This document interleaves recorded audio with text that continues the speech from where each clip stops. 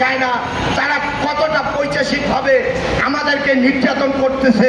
এই গণমাধ্যম বন্ধুগণ এবং গোয়েন্দা বিভাগের বন্ধুগণ, আপনারা ওই অন্তর্বর্তীকালীন সরকারকে খোঁচা দিয়ে বলুন শ্রমজীবী 85% মানুষ ভালো নেই, অতএব এদেশটা এখনো অর্থনৈতিকভাবে স্বাধীনতা আমরা পাইনি।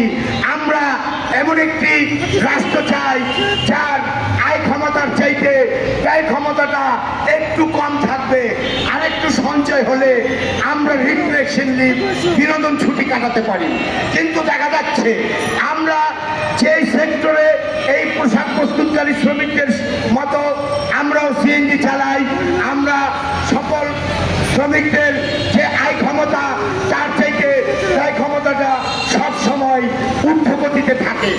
আর গণমাধ্যমে, বড় বড় গণমাধ্যমের, শিল্পপতিদের গণমাধ্যমের বারবার ভেঙচি কেটে বলে সোনার বাংলাদেশ, স্মার্ট বাংলাদেশ, এমনকি আরো কি বলে ট্রিপিক্যাল বাংলাদেশ, ডিজিটাল নয় ট্রিপিক্যাল, অর্থাৎ এমন একটি হযবড় ল করে রেখেছে, অর্থনৈতিক বৈষম্য করে এনজিওর মাধ্যমে আমরা আজকে এখান থেকে মুক্তি পেতে চাই।